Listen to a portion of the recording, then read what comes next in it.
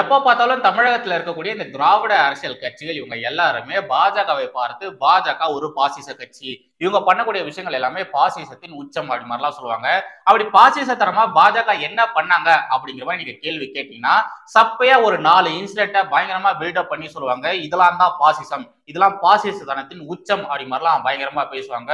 உண்மையாலே அது பாசிசமானா அது கிடையாது. பாசிசம்னா என்ன அப்படிங்கிறத நேத்திக்கு நம்முடைய திமுகவானது காட்டியிருக்காங்க. அதுவும் எங்க தமிழகத்துடைய சட்டமன்றத்துல பாசிசம்னா என்ன அப்படிங்கிறத திமுக காட்டியிருக்காங்க. அது குறித்து பார்க்கலாம். அடுத்ததாக திமுகவிற்கு எதிராக இந்த கள்ளச்சாராய விவகாரத்திற்கு தமிழக பாஜக தமிழகம் முழுவதும் போராட்டத்தை நடத்தியிருக்காங்க.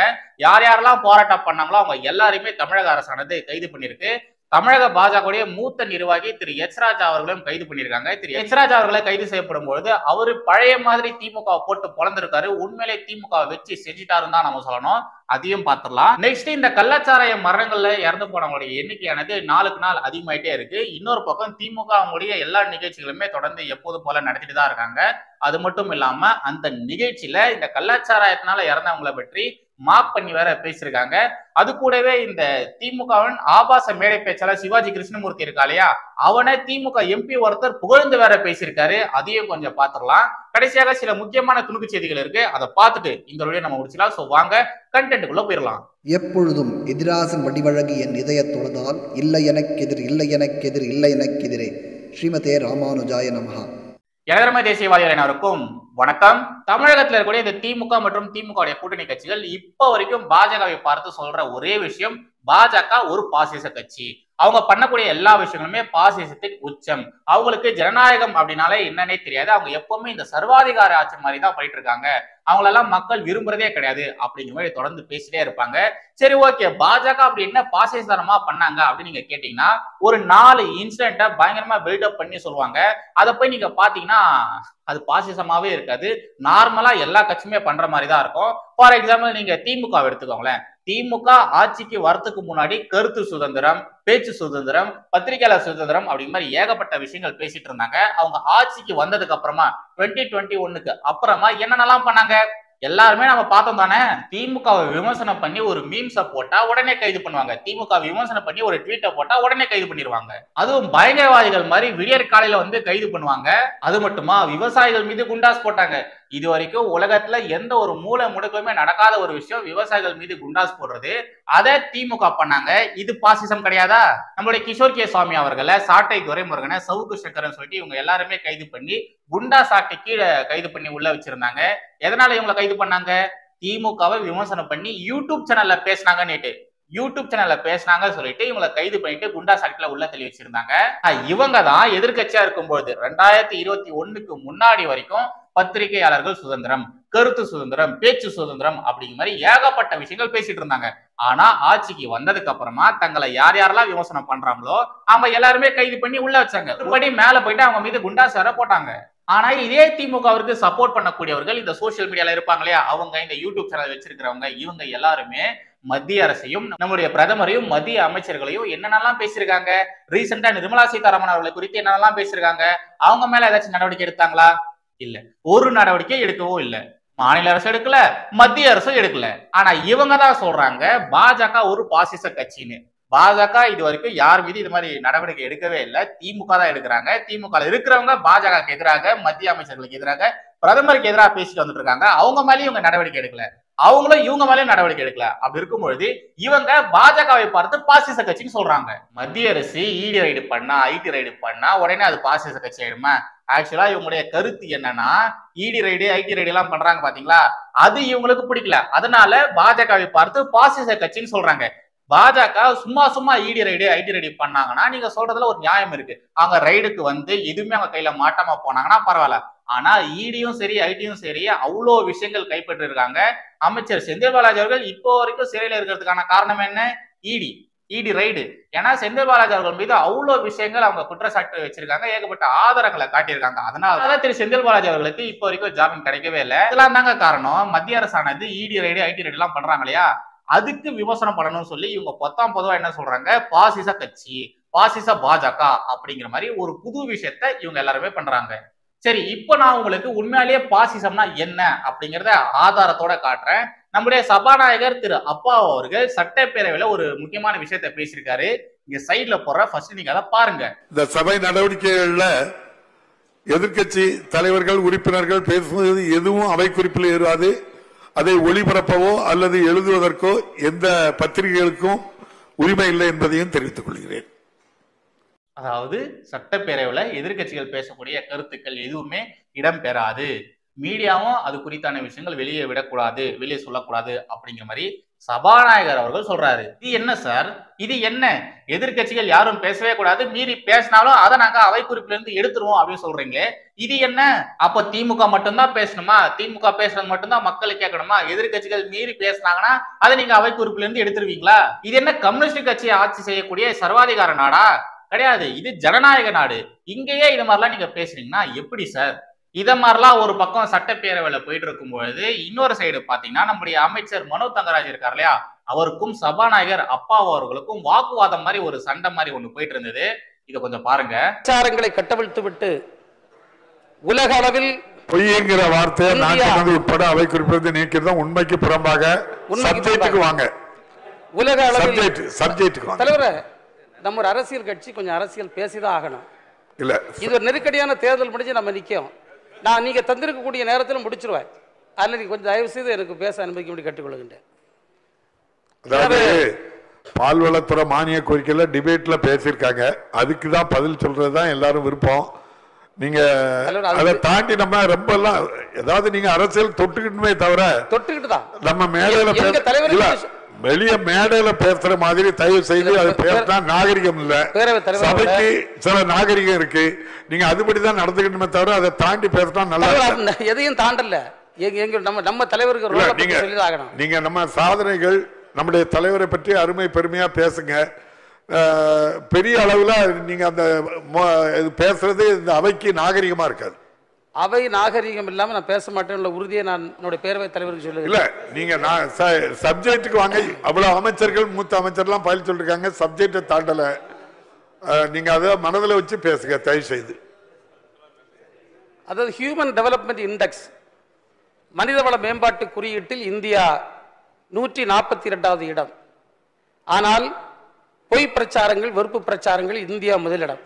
இல்ல, தயவு செய்து நீங்க அவையில வந்து அந்த பொய்ங்கிற வார்த்தையை பயன்படுத்தக்கூடாது, உண்மைக்கு புறம்பாண்டி தான் சொல்லணும். நம்ம கலைஞர் தான் அவருக்கு அந்த இதை தந்திருக்காரு. நீங்க தயவு செய்து சப்ஜெக்டுக்கு வாங்க. சப்ஜெக்டுக்கு வாங்க, அது வேண்டாம். நான் நீங்க சொன்ன இந்த சப்ஜெக்ட்ல நீங்க பேசினாலும் அவை குறிப்பிட்டு வந்து நீங்க தான் போறேன், அது தேவையில்லை. இங்க அவைக்கு நீங்க பால்வளத்தை பற்றி எவ்வளவு மூத்த அமைச்சர்கள் எவ்வளவு பண்பா பதில் சொல்லிருக்காங்க, நீங்க அந்த இடத்துக்கு வாங்க. நீங்க தேவையில்லாம மீன் பிரச்சனை தேவையில்லை. தயவு செய்து எல்லாருக்கும் உங்களை விட நிறைய பேசக்கு சப்ஜெக்ட் இருக்கு, என்ன பேசன்னு இந்த சபையில ஒரு நாகரிகம் இருக்கு. அதாவது திரு அப்பா அவர்கள் சொல்ற விஷயம் பாத்தீங்கன்னா ரொம்ப ரொம்ப சரியானது. ஆனா இந்த ஒரு வீடியோவை பரப்புனா நிறைய பேர் என்ன சொல்லிட்டு இருந்தாங்கன்னா, பாருங்க மனோ தங்கராஜ் அவர்களுக்கும் திரு சபாநாயகர் அப்பா அவர்களுக்கும் பயங்கரமா சண்டை போயிட்டு இருக்கு, ரெண்டு பேருக்குள்ள யார் பவர்ஃபுல் அப்படி மாதிரிலாம் காட்டிக்கிறாங்க, அதனால நல்லா சண்டை போகுது அப்படி மாதிரிலாம் சொல்றாங்க. பட் உண்மை அது கிடையாது. நம்முடைய அமைச்சர் திரு மனோ தங்கராஜ் இருக்கார் இல்லையா, அவரு பாஜகவை கேலி கிண்டல் பண்ணணும் அப்படிங்கிறதுக்காக பொய் சொல்றதுல இது மாதிரி ஒரு சில விஷயங்கள்லாம் சொல்லிட்டு அதுல இந்தியா வந்து முதலிடத்துல இருக்கு, ஹியூமன் இண்டெக்ஸ்ல 148 சம்திங் ஏதோ ஒரு நம்பர் அவர் சொல்லியிருந்தாரு. இது மாதிரி ஒரு கம்பேரிசன் சொல்லிட்டு பாஜகவை மார்க் பண்ற மாதிரி திரு மனோ தங்கராஜ் அவர்கள் பேசுறதுக்கு வந்தாரு. பட் நம்முடைய சபாநாயகர் திரு அப்பா அவர்கள் அதுக்கு அனுமதி தரல. நீங்க சப்ஜெக்டுக்கு வாங்க, இருக்கிற விஷயத்த பத்தி பேசாம தேவையில்லாத விஷயத்தெல்லாம் ஏன் பேசியிருக்கீங்க? இது மாதிரி விஷயங்கள் தேவையே இல்லாதது, இங்க பேச வேண்டிய விஷயமே அது கிடையாது. நீங்க மேடையில போயிட்டு பேசிக்கோங்க, அது தவிர்த்து இங்க வந்து இது மாதிரிலாம் பேசாதீங்க, இங்க அரசியல் பண்ணாதீங்க அப்படிங்கிற மாதிரி திரு அப்பா அவர்கள் சொல்றாரு. அது மட்டும் இல்லாம இந்த பொய் அப்படிங்கிற ஒரு வார்த்தை இருக்கு பாத்தீங்களா, இந்த ஒரு பொய் அப்படிங்கிற வார்த்தையை நீங்க சட்டமன்றத்துல யூஸ் பண்ணக்கூடாது, அதாவது இந்த சட்டப்பேரவையில யூஸ் பண்ணக்கூடாது. பொய் அப்படிங்கிற ஒரு வார்த்தைக்கு பதிலாக உண்மைக்கு புறம்பாக அப்படிங்கிற மாதிரி நீங்க சொல்லணும்னு சொல்றாரு. பட் நம்முடைய மனோ தங்கராஜ் அவர்கள் மறுபடியும் பாத்தீங்கன்னா பொய் பிரச்சாரங்கள், பொய்யான விஷயங்கள் அப்படிங்கிற மாதிரி சொல்லிட்டு அந்த பொய் அப்படிங்கிற வார்த்தையை சொல்லிட்டே இருந்தாரு. அதனால்தான் நம்முடைய சபாநாயகர் அப்பா அவர்கள் காண்டாயிட்டு இவ்வளவு விஷயங்கள் அவர் பேசியிருந்தாரு. சப்ஜெக்டுக்கு வாங்க, இந்த பால்வளத்துறையை பத்தி பேசுங்க, நம்முடைய தலைவர்களை குறித்து பேசுங்க, திமுகவுடைய ஆட்சி குறித்து பேசுங்க, அதை விட்டுட்டு நீங்க எதுக்கு சம்மதம் இல்லாம தேவையில்லாத விஷயத்தெல்லாம் பேசுறீங்க அப்படிங்கிற மாதிரி திரு அப்பா அவர்கள் சபாநாயகர் அப்பா அவர்கள் சொல்றாரு. பாத்தீங்களா, சட்டப்பேரவையில கூட பாஜக குறித்து தான் திமுக அமைச்சர்கள் பேசுறாங்க. என்னத்த சொல்றது. அடுத்ததாக தமிழக பாஜக திமுகவிற்கு எதிராக தமிழகம் முழுவதும் போராட்டம் நடத்திருந்தாங்க. யார் யாரெல்லாம் போராட்டம் பண்ணாங்களோ அத்தனை பேருமே தமிழக காவல்துறை கைது செஞ்சிருந்தாங்க. அதே மாதிரி நம்முடைய எச் ராஜா இருக்கார் இல்லையா, தமிழக பாஜகவுடைய மூத்த தலைவர், அவரையும் கைது செஞ்சிருந்தாங்க. கைது செய்யப்படும் பொழுது நம்முடைய மீடியாவை பார்த்துட்டு நம்முடைய எச் ராஜா அவர்கள் ஏகப்பட்ட விஷயங்கள் பேசியிருந்தாரு. அதெல்லாம் இப்ப நம்ம பார்க்க போற இந்த ஒரு பர்டிகுலர் போர்ஷன் ஆனது செம்ம வைரலா போயிட்டு இருந்தது. பழைய மாதிரி நம்முடைய எச் ராஜா அவர்கள் பழைய மாதிரி சும்மா நெருப்பு தெரிக்க பேசியிருக்காரு, பாருங்க. நேற்று முதலமைச்சர் சட்டமன்றத்தில் நான் ஓடி ஒளியலைங்கிறாரு. இன்னைக்கு முதலமைச்சர் ஓடி ஒளிஞ்சிருக்காருன்னு இந்த ஆர்ப்பாட்டத்துக்கு அனுமதி மறுத்ததிலிருந்தே தெரியுது. விமர்சனத்தை தாங்கிக் கொள்ள முடியாத கோழை முதலமைச்சர், விஷச்சாராய சாவுகளை தடுக்க துப்பில்லாத ஸ்டாலின் அரசு இன்று ஆர்ப்பாட்டத்தை தடுப்பதா? இந்த தமிழகத்தில் மக்கள் ஒண்ணு புரிஞ்சுக்கணும். நீங்க 40க்கு 40 ஓட்டு போட்டதே உங்களை கொல்றதுக்கு தான் இந்த அரசாங்கத்துக்கு அனுமதிங்கிறத மக்கள் புரிஞ்சுக்கணும். ஏன்னா 1970 ஆகஸ்ட் 30ஆம் தேதி வரை தமிழ்நாட்டில் சாராயம் இந்த சாராய சாம்ராஜ்யத்தை நிறுவனவே கருணாநிதி என்கின்ற ஒரு தீய நபர். இன்னைக்கு சாராய சாவுக்கு வித்திட்டது யாரு? கருணாநிதி. திமுக குடும்பம், ஸ்டாலின் குடும்பம், கொலகார குடும்பமா இன்னைக்கு அந்த ஒரு ஆட்சி மாறி போயிருக்கு. இத மக்கள்கிட்ட எடுத்து சொன்னா என்ன? எதுக்கு சீஃப் மினிஸ்டருக்கு பயம்? எதுக்கு ஓடி ஒளியறாரு? ஒளிஞ்சுகிண்டு காவல்துறை குண்டர்களை வச்சுக்கொண்டு பாரதிய ஜனதா கட்சியினுடைய தொண்டர்களை தடுக்கிறதா? இந்த ஆர்ப்பாட்டத்தை தடுத்தா பின்விளைவுகள் மோசமா இருக்கும். இந்த சாவு போட்டோக்களை வீடு வீடா கொண்டு சேர்த்தா உங்க போலீஸ் தடுக்குமான்னு நான் முதலமைச்சர் கேட்கிறேன். எவ்வளவு ஒரு மோசமான தீய அரசு இது! இந்த தீய அரசு வேரோடு வேரடி மண்ணோடும் அழிக்கப்பட வேண்டும். திராவிட முன்னேற்ற கழகம் என்ற ஆட்சி தமிழ்நாட்டில் இருக்கிற வரை தமிழ் மக்களுக்கு ஆபத்து தான். அதுவும் கனிமொழி என்ன சொன்னாங்க? இளம் விதவைகள் தமிழ்நாட்டில் அதிகமா இருக்குன்னு. உங்க அண்ணன் இன்னொரு 55 இளம் விதவையை கூட்டி இருக்காரு எண்ணிக்கையை. ஆகவே இன்னைக்கு எங்க போனாங்க அவங்க கனிமொழி அவர்கள்? ஆனா போயிட்டாங்க. ஏன் இன்னைக்கு அங்க போய் விதவையாயிருக்கிற மக்களை போய் பார்க்க வேண்டியதானே? ஆகவே தமிழக பாசிச திமுக அரசு, காட்டு மிராண்டி அரசை வன்மையாக கண்டிக்கும். கோழை முதலமைச்சர், துப்பில்லாத ஸ்டாலின், சாராய சாம்ராஜ்யத்தை கருணாநிதி என்று தீய நபர் தான் உருவாக்குனாரு. காவல்துறை குண்டர்களை வச்சு எங்க எல்லாருமே தாக்குறாங்க. திமுக இருக்கிற வரைக்கும் தமிழகத்துக்கு ஆபத்து தான். கொலைகார குடும்பம், காட்டு மிராண்டி திமுக அரசை கண்டிக்கிறோம் அப்படிங்கிற மாதிரி ரொம்ப ரொம்ப கடுமையான வார்த்தைகளா நம்முடைய எச் ராஜா அவர்கள் பேசியிருக்காரு. பட் அவர் பேசுறத பார்க்கும்போது எனக்கு உண்மையிலேயே ரொம்ப கஷ்டமா இருந்தது. ஏன்னா அவரால் பேசவே முடியல, அவர் உடம்பு முடியலன்னு நினைக்கிறேன். மூச்சு வாங்கி தான் பேசுறாரு. ஆனாலும் பழைய மாதிரி தான், அதே வார்த்தைகள், அதே மாதிரியான கோபத்தோட தான் நம்முடைய எச் ராஜா அவர்கள் இருக்காரு. எப்பவுமே ராஜா தான். இப்ப பார்க்க போற விஷயமானது ரொம்ப ரொம்ப முக்கியமானது. உங்களுக்கே நல்லாவே தெரியும், இந்த கள்ளச்சாராய மரணங்கள் குறித்தான விஷயங்கள் எப்படி தமிழகம் முழுவதும் பரபரப்பா பேசப்பட்டு வந்துட்டு இருக்கு. ஆனா அந்த அளவு திமுக காரங்க பரபரப்பா இருக்காங்களான்னா கிடையாது. திமுக அவங்களுடைய நிகழ்ச்சிகளை நல்லா ஜோரா தான் நடத்திட்டு வராங்க. ஏதோ ஒரு மேடையில திமுகவுடைய மூத்த தலைவர் திரு RS பாரதி அவர்கள் எப்படி இந்த கள்ளச்சாராய மரணங்களை குறித்து கிண்டலா பேசியிருக்காரு அப்படிங்கிறத நீங்களே பாருங்க. பின்னாலும் இந்த வாரத்திலே இப்படி நடந்திருக்கிறதுன்னு அது பெரிய வேடிக்கை என்ன தெரியுமா? சாவுக்கு போனவன், செத்து போனவனுக்கு அழாம இதை குடிச்சிட்டு அவன் போட்டான். அவனோட உடன்கட்டை ஏறுற மாதிரி ஏறிட்டானுங்க. இன்னும் அதை உடன்கட்டை ஏறுற மாதிரி ஏறிட்டானுங்க அப்படிங்கிற மாதிரி திரு RS பாரதி அவர்கள் பேசுறாரு. மூத்த தலைவர், திமுக மூத்த தலைவர் இப்படி பேசுறாரு பாருங்க. இதுவே பாஜக ஆளுகிற மாநிலத்துல இது மாதிரியான ஒரு சம்பவம் நடந்திருந்ததுன்னா திரு RS பாரதி அவர்கள் உட்பட திமுகவினர் இப்படிதான் அமைதியா இருப்பாங்களா? இதை மாதிரிதான் கேலி கிண்டல் பண்ணி பேசியிருப்பாங்களா? கிடையாது. இந்நேரம் அவங்க பண்ற அரசியலே வேற மாதிரி இருக்கும். நேரடியா போயிடுவாங்க. மணிப்பூரா இருந்தாலும் சரி, டெல்லியா இருந்தாலும் சரி, இந்த JNU யூனிவர்சிட்டியா இருந்தாலும் சரி, எங்க இது மாதிரியான சம்பவங்கள் நடந்திருந்தாலும் நேரடியா களத்துக்கே போயிடுவாங்க. அங்க போயிட்டு ஆறுதல்லாம் கொடுப்பாங்க. இங்க மெழுகுவத்திலாம் ஏற்றி இந்த ஊர்வலம் மாதிரி எல்லாம் போவாங்க. ஆனா தமிழகத்துல இப்படி ஒரு சம்பவம் நடந்திருக்கு. திமுகவுடைய ஆட்சி நடந்துட்டு இருக்கு. இப்ப பாருங்க, இது குறித்தெல்லாம் எதுவுமே பேசாம கேலி கிண்டல் பண்ற மாதிரி பேசுறாரு. இதே மாதிரி இன்னொரு மேடையில திரு தயாநிதி மாறன் அவர்கள், திமுக MP திரு தயாநிதி மாறன் அவர்கள் திமுகவின் ஆபாச மேடை பேச்சாளரான இந்த சிவாஜி கிருஷ்ணமூர்த்தியை புகழ்ந்து பேசியிருக்காரு. ஆபாசமா, கொச்சியா, அருவருக்கத்தக்க வகையில பேசக்கூடிய இந்த சிவாஜி கிருஷ்ணமூர்த்திய மாண்புமிகு MP, திமுக MP திரு தயாநிதி மாறன் அவர்கள் எதுக்கு புகழ்ந்து பேசணும்? இதை கொஞ்சம் பாருங்க. வெற்றி கொண்டான், மறைந்த வெற்றி கொண்டான் அடுத்தபடியாக சிறப்பாக மக்களிடையே மக்கள் மனதிலே இடம்பெற்றிருக்கிறது யார் என்றால் அது நமது அருமை அண்ணன் சிவாஜி அவர்கள் தான். இன்றைக்கு யூடியூப்ல மீம்ஸ்னா அது அதிமுக சரி, மோடியா இருந்தாலும் சரி, அண்ணாமலையை கிழி கிழிக்குன்னா அவர் பேசின பேச்சை வச்சுதான் நம்ம ஆட்கள் இன்னைக்கு மீம்ஸே போடுறாங்க. அந்த அளவுக்கு சிறப்பா இருக்கு. அது அனைத்து தட்டு மக்களும் ரசிக்கின்ற வகையிலே அழகாக அவர் பேசி இன்று சிறப்புரை ஆற்றிருக்கின்றார். அடங்கொம்மால மோத்தா உன்னை பெத்தாலா இல்லை யானை கண்ண கக்குச்சாடா? நான் கேட்க மாட்டேனாங்க, அறிவு வேணாங்க. இந்த முட்டா புண்டைங்களுக்கு அது கூட தெரியலையாடா? அவனை கூப்பிட்டு செருப்பால் அடியும். உன் செருப்பு நல்ல செருப்பு இருந்தால் அது அடியும். என்னடா நாட்டு சுதந்திரத்துக்கடா போராட்டு போன லவடிக்கப்பால் ஒருத்தன் கூட அப்பா தாளுக்கு பிறந்த மாதிரி இருக்கிற மந்திரி ஒருத்தன் கூட கிடையாது. இவ்வளவு கேவலமா கீழ்த்தரமா பேசினா அந்த சிவாஜி கிருஷ்ணமூர்த்தியை எதுக்கு எம்பி தயாநிதி மாறன் அவர்கள் புகழ்ந்து பேசுறாருன்னு தான் தெரியல. அதுக்கு அந்த சிவாஜி கிருஷ்ணமூர்த்தி கொடுக்குற அந்த எக்ஸ்பிரஷனை பாருங்களேன், ஏதோ ஆஸ்கர் அவார்டு வாங்கின மாதிரி அப்படியே கையெடுத்து கும்புறான், சிரிக்கிறான். டேய், இதெல்லாம் உனக்கே ஓவரா இல்லையாடா? அப்புறம் திமுக பெண் கவுன்சிலர் ஒருத்தவங்களுக்கும் அதே மாதிரி இன்னொரு திமுக பெண் நிர்வாகிக்கும் பயங்கரமான ஒரு சண்டை. அது கவர்மெண்ட் ஆபீஸ்ல பயங்கரமான சண்டை. ரெண்டு பேருமே மாத்தி மாத்தி உண்மைகளை பேசி சண்டை போட்டுக்கிறாங்க. அதுவும் மீட்டிங்ல, ஒரு மீட்டிங்ல கவர்மெண்ட் ஆபீஸ்ல உட்கார்ந்துகிட்டு இத மாதிரி ரெண்டு திமுக பெண்களும் பயங்கரமா சண்டை போட்டிருக்காங்க. இதை கொஞ்சம் பாருங்க.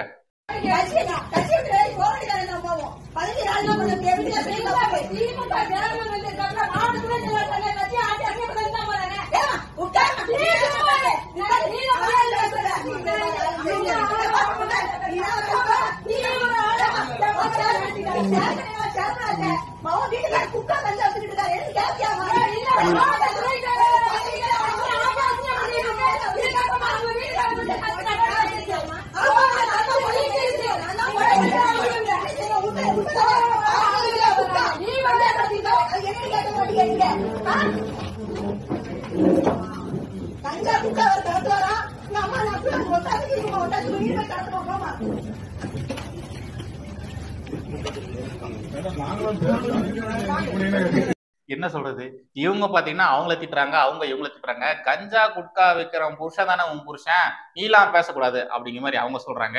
அதுக்கு இவங்க அவங்களுடைய புருஷன் என்ன பண்றாரு அப்படிங்கிறத இவங்க சொல்றாங்க. மாத்தி மாத்தி உண்மையை சொல்லி சண்டை போட்டுக்கிறாங்க. எங்க கவர்மெண்ட் ஆபீஸ்ல உட்கார்ந்துகிட்டு இப்படி சண்டை போடுறாங்க. ஆக்சுவலா திமுகல இத மாதிரியான பிரச்சனைகள் ஏகப்பட்டது இருக்கு. தமிழகம் முழுவதும் திமுகக்குள்ள இது மாதிரி ஏகப்பட்ட பிரச்சனைகள் இருக்கு. ஒரு திமுக மேயருக்கும் அங்க இருக்கக்கூடிய திமுக கவுன்சிலர்களுக்கும் ஆகிறதே இல்லை. எல்லாருமே போர்க்குடி தூக்குறாங்க. இந்த மேயர் இருக்கக்கூடாது, இந்த மேயரை நீங்க பதவியேற்க செய்யணும்னு சொல்லிட்டு அங்க இருக்கக்கூடிய திமுக கவுன்சிலர்கள் பயங்கரமா போர்க்குடி தூக்கிட்டு வந்துட்டு இருக்காங்க. ரீசெண்டா காஞ்சிபுரத்துல இதே மாதிரியான ஒரு பிரச்சனை போயிட்டு இருக்கு. நீங்க செய்திகள்ல பாத்திருப்பீங்க. மாத்தி மாத்தி நாங்க எக்ஸ்போஸ் பண்றோம் சொல்லிட்டு இவங்க பண்ற வேலைகள் எல்லாமே திமுகவுடைய மானத்தை வாங்குற மாதிரி தான் இருக்கு. இதெல்லாம் எங்க போய் முடிய போகுதோ தெரியல. கடைசியாக சில முக்கியமான துணுக்கு செய்திகள் இருக்கு, அதை பார்த்துட்டு இதோட நம்ம முடிச்சுக்கலாம். ஃபர்ஸ்ட் இதை பாருங்க. பால் கேன்களுக்கு 12% ஜிஎஸ்டி. அனைத்து வகையான பால் கேன்களுக்கும் ஒரே சீரான 12% ஜிஎஸ்டி விதிக்கப்படும். எஃகு, அலுமினியம், இரும்பு உள்ளிட்ட அனைத்து வகையான பால் கேன்களுக்கும் ஒரே ஜிஎஸ்டி விதிப்பு அப்படிங்கிற மாதிரி நம்முடைய மத்திய நிதியமைச்சர் திருமதி நிர்மலா சீதாராமன் அவர்கள் சொல்லியிருக்காங்க. இதுல இந்த தமிழக ஊடகமானது எவ்வளவு கீழ்த்தரமான ஒரு காரியத்தை செஞ்சிருக்காங்க அப்படிங்கிறத நான் உங்களுக்கு சொல்றேன். அது என்னன்னா, இதுக்கு முன்னாடி பாத்தீங்கன்னா 12%, 18% மாதிரி மாத்தி மாத்தி ஒவ்வொரு பொருளுக்கும் ஒரு சதவீதத்துல ஜிஎஸ்டி வரியானது இருந்தது. ஆனா இப்போ எல்லாத்துக்குமே காமனா நம்மளுடைய நிர்மலா சீதாராமன் அவர்கள் 12% தான் டாக்ஸ் அப்படி மாதிரி சொல்லியிருக்காங்க. இதெல்லாம் போடாம வெறும் பாருங்க 12% ஜிஎஸ்டி அப்படி மாதிரி சொல்றாங்க. அப்படி கிடையாது. இதுக்கு முன்னாடி ஒவ்வொரு ப்ராடக்ட்டுக்கும், அதாவது ஒரு பால் கேன்களுக்கும் ஒரு ஜிஎஸ்டி இருந்தது. 12, 18 அப்படிங்கிற மாதிரி ஒரு பர்சன்டேஜ்ல இருந்தது. இப்போ நம்மளுடைய நிர்மலா சீதாராமன் அவர்கள் எல்லாத்துக்குமே ஒரே சீரான ஜிஎஸ்டியா போட்டுட்டாங்க. 12% அப்படி மாதிரி போட்டிருக்காங்க. அது பத்திலாம் சொல்லாம வெறும் 12% ஜிஎஸ்டி அப்படிங்கிற மாதிரி இந்த ஊடகங்கள் போட்டுட்டு வருது. இதுக்கு முன்னாடி ஒன்னொன்னுக்கும் எவ்வளவு ஜிஎஸ்டி இருந்தது அப்படிங்கிறத பத்தி எதுவுமே தெரியாத இந்த தற்கொலை ஊபிசிகள் கமெண்ட்ல வந்துட்டு கதறிட்டு இருக்கானுங்க. பாத்தீங்களா பாஜக எப்படிப்பட்ட கட்சி, பாருங்க நிர்மலா சீதாராமன் எதை மாதிரி பண்றாங்க, பாருங்க நிர்மலா சீதாராமன் ஓட்டு போட்டு தேர்ந்தெடுக்கப்படாத ஒரு நபர், அவங்க என்ன மாதிரியான காரியத்தை எல்லாம் பண்றாங்க பாருங்க, இவங்க ஊர்கா போடுறதுக்கு தான் லாயக்கு, ஊர்கா மாமி அப்படிங்கிற மாதிரி ஒண்ணுமே தெரியாம என்னென்னத்தையோ பேசிட்டு வந்துட்டு இருக்கானுங்க. இதுக்கெல்லாம் வழிவகை செய்யறது யாருன்னா இந்த உத்தம ஊடகவாதிகள் தான். இதெல்லாம் அதை பிளான் பண்ணி தான் பண்றானுங்க. இத மாதிரியான ஒரு ப்ரொஜெக்ஷன் தான் மக்கள் கிட்ட போகணும் அப்படிங்கிறதுக்காக தான் இந்த உத்தம ஊடகவாதிகள் இப்படிப்பட்ட கேவலமான காரியத்தை பண்றானுங்க. அடுத்ததாக இங்க ஒரு ஸ்கிரீன்ஷாட் ஒன்று போடுற, தயவுசெய்து பாருங்க. பெரிய பாக்கெட் 400 ரூபாயாம். இத்தனை உயிர்களை இழந்த பின்னும் கள்ளக்குறிச்சியின் இதர பகுதிகளில் மூட்டை மூட்டையாக படு ஜோராக நடக்கும் கள்ளச்சாராய விற்பனை, கூவி கூவி விற்பனை செய்யும் காட்சிகள். இந்த ஒரு செய்தியை நம்முடைய பாலிமர் நியூஸ்ல போட்டிருந்தான். ஆனா கொஞ்ச நேரத்திலே என்ன ஆச்சுன்னு தெரியல, ட்விட்டர் டிலீட் பண்ணிட்டான். இந்த பாலிமர் நியூஸ்கார இந்த ஒரு செய்தியை டிலீட் பண்ணிட்டான். ஆக்சுவலா இது ஒரு வீடியோ, ஓகேங்களா? இந்த வீடியோவை அவன் போட்டு இது மாதிரியான செய்தியை போட்டிருந்தான். கொஞ்ச நேரத்திலே எங்கிருந்து பிரஷர் வந்ததுன்னு தெரியல, செய்தியை டிலீட் பண்ணிட்டு ஓடி போயிட்டான். ஸோ அவ்வளோதான் கைஸ் இன்னைக்கான கண்டென்ட். மறுபடியும் அடுத்த ஒரு வீடியோ சந்திக்கிறேன். ஜெய் ஹிந்த், வந்தே மாதரம்.